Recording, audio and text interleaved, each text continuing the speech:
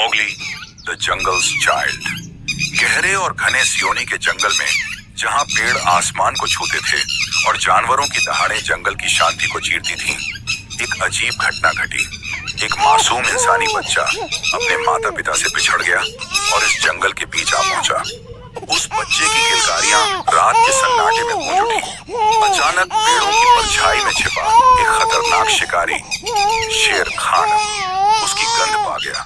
वह धीरे धीरे अपने पंजों से भक्तों को कुचलता हुआ आगे बढ़ा। शेर खाना गरजता हुआ, अरे ये क्या? इंसानी बच्चा, मेरा शिकार मेरे सामने ही आ गया। शेर खान की आंखों में भूख की चमक थी, लेकिन तभी एक और आवाज ने उसे रोक दिया। पास के पहाड़ी चट्टानों के बीच से एक झुंड भेड़ियों का दिखाई दिया।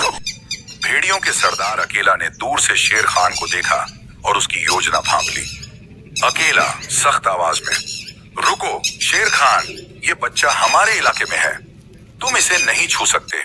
शेर खान ने भौंकते हुए जवाब दिया। उसकी आंखों में क्रोध था। शेर खान क्यों नहीं, ये इंसानी बच्चा है। जंगल का नियम है कि जो कमजोर हो वो शिकारी का शिकार होता है।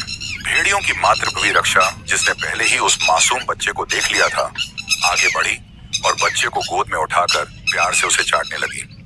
रक्षा दृढ़ता से, यह बच्चा अब हमारा है, मैं इसे अपने बच्चों की तरह पालूंगी। शेर खान ने गुस्से से दहाड़ लगाई, लेकिन वह जानता था कि भेड़ियों के पूरे झुंड से भिड़ना आसान नहीं है। शेर खान घबराते हुए, ठीक है, लेकिन याद रखना, एक दिन ये बच्चा बड़ा होगा और मैं तब इसे नहीं छोड़ूंगा।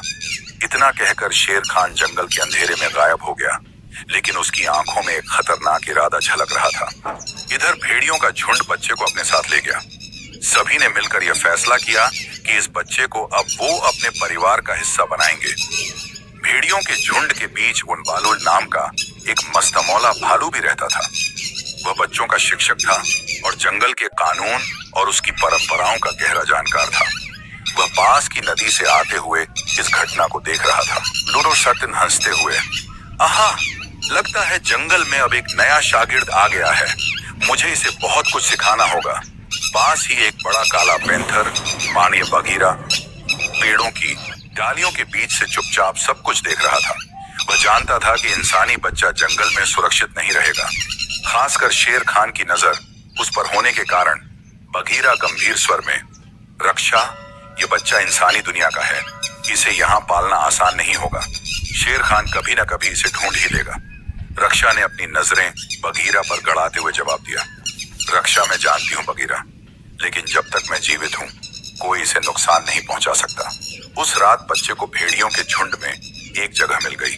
सभी भेड़ियों ने उसे अपनाया और उसका नाम मोगली रखा। भेड़ियों की माँ रक्षा ने उसे अपने बच्चों की तरह पाला, उसे दूध पिलाया और ममता की छांव दी। मोगली अब जंगल का हिस्सा बन चुका था। अगले दिन की सुबह बालू ने मोगली को देखा। उसने मोगली को अपनी गोद में उठाया और उसके नन्हे हाथ पैरों को देखते हुए मुस्कुराया। बालू मस्ती भरे अंदाज में, अरे वाह, ये तो बड़ा ताकतवर बच्चा है, इसे मैं जल्दी से जंगल का कानून सिखा दूंगा। मोगली धीरे धीरे जंगल के जीवन में ढलने लगा। भेड़ियों के साथ दौड़ना, पेड़ों पर चढ़ना, नदी में तैरना और बालू और बगीरा से सीखना, ये सब उसके रोजमर्रा के काम बन गए। परंतु जंगल का असली खतरा अभी बाकी था। शेर खान की आंखें हर समय मोगली पर जमी रहती थीं। वह हर मौके की तलाश में था कि कब मोगली कमजोर हो और वह उसे अपना शिकार बना सके। लेकिन मोगली अब अकेला नहीं था। उसके पास जंगल का पूरा परिवार था, बालू, बगीरा और भेड़ियों का झुंड।